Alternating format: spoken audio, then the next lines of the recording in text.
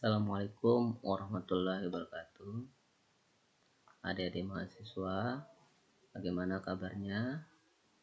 Masih tetap semangat dalam menuntut ilmu, walaupun sekarang kondisi kita menghadapi sebuah pandemi, bukanlah sebuah hambatan bagi kita untuk stop belajar, untuk stop berkarya, untuk stop mengejar prestasi, tetapi justru ini adalah tantangan bagi kita bagaimana dengan adanya wabah ini kita bisa semangat, karena yakinlah bahwa sesungguhnya ilmu itu bukan hanya teman-teman dapat dari bangku kuliah, tetapi di era digitalisasi saat ini ilmu itu dapat kita dapat dari manapun, bahkan tinggal duduk klik bisa kita mendapatkan ilmu itu. Karena dunia era digitalisasi sekarang ini memungkinkan kita untuk mengakses apapun yang ingin kita ketahui. Tapi hati-hati, maka kita harus selektif dalam memilih informasi itu. Nah, baik teman-teman mahasiswa, minggu kemarin kita sudah mempelajari tentang sejarah pemerintah desa. Masih ingat nggak teman-teman sejarah pemerintah desa itu? Baik, Ahmad, ingat nggak? Ya, betul sekali bahwa undang-undang desa undang-undang apa? Betul sekali bahwa undang-undang desa itu sekarang Undang-Undang Nomor 6 Tahun 2014 tentang desa. Nah, kemarin landasan yuridis sejarahnya lahir Undang-Undang Desa sudah kita pelajari, teman-teman masih ingat ya? Jadi sudah diwakili sama Ahmad, masih bisa. Nah, hari ini kita akan memahami tentang kewenangan desa. Nah, perlu kita ketahui bersama bahwa desa itu menganut asas yang namanya rekognisi dan subsidiaritas, bukan asas desentralisasi seperti yang dianut oleh pemerintah daerah.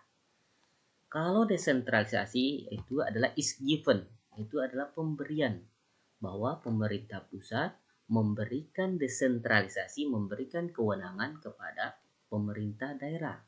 Nah, sedangkan di desa itu tidak menganut yang namanya desentralisasi, teman-teman. Desa itu menganut istilahnya namanya rekognisi dan subsidiaritas.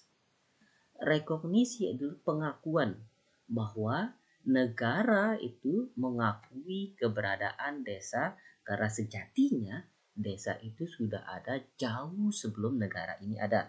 Kemarin sudah kita bahas ya tentang sejarah pemerintah desa itu kemarin, bahwa desa itu sudah ada duluan jauh sebelum NKRI ini ada gitu.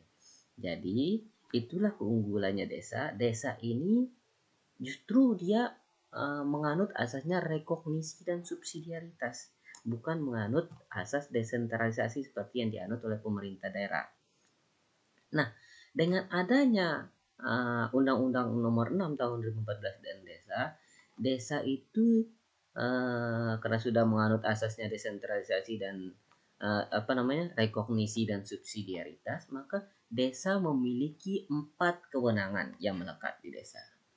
Pertama itu kewenangan yang sudah berada pada hak asal-usul seperti tanah kas desa, organisasi masyarakat adat, dan hukum adat. Itu adalah kewenangan yang sudah ada di desa itu. Jadi pemerintah daerah, maka negara pun tidak bisa melakukan intervensi atas kewenangan itu, karena itu kewenangan yang melekat baik tentang adat istiadat maupun sebagai lainnya. Yang kedua, kewenangan lokal berskala desa. Kewenangan lokal berskala desa itu kewenangan yang ada yang dimiliki oleh desa berskala lokal desa itu sendiri, bukan masuk ke desa-desa lain, tapi khusus yang dimiliki oleh desa itu sendiri, seperti pasar, saluran irigasi, jalan desa, tambatan perahu, atau ibaratnya desa punya punya sungai atau punya waduk desa. Itulah kewenangan lokal yang berskala desa itu sendiri. Misalkan desa punya waduk gitu. Nah, di waduk itu desa itu mau bikin apa di waduk itu kewenangan hak desa. Desa mau kelola waduk itu, desa mau revitalisasi dan sebagainya, itu adalah kewenangan yang melekat di desa. Sedangkan yang ketiga itu kewenangan yang ditugaskan oleh pemerintah provinsi maupun pemerintah kabupaten atau kota. Nah, yang ketiga ini itu tambahan kewenangan yang diberikan oleh pemerintah daerah maupun pemerintah provinsi. Nah, yang keempat sama, itu kewenangan lain yang diberikan oleh pemerintah maupun pemerintah pusat. Nah, mari kita lihat uraiannya. Apa saja kriterianya, apa jangkauannya, cakupannya dari kewenangan itu. Sekarang pertama tadi, kewenangan berdasarkan hak asal usul desa. Meliputi apa saja? Pertama, penataan sistem organisasi dan kelembagaan masyarakat adat. Ini adalah yang semuanya itu sudah melekat yang ada pada desa itu sendiri. Nah, yang kedua, kewenangan lokal berskala desa meliputi apa?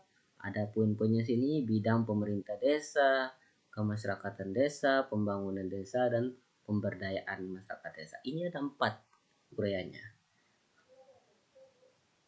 Ini pernah disampaikan di instansi pemerintah. Ini sudah materi ini pernah disampaikan, pernah kami sampaikan kemarin pada saat pelatihan pemerintah desa. Jadi ada 4 kewenangan ini: bidang pemerintah desa, kemasyarakatan desa, pembangunan desa, dan pemberdayaan masyarakat desa. Nah, bidang pemerintahan desa itu meliputi apa saja? Baik, teman-teman bisa lihat di slide yang saya bagikan ya. Ada penetapan dan pengawasan batas desa, ada menetapkan BUMDes, badan usaha milik desa, menetapkan APBD desa, anggaran pendapatan dan belanja desa.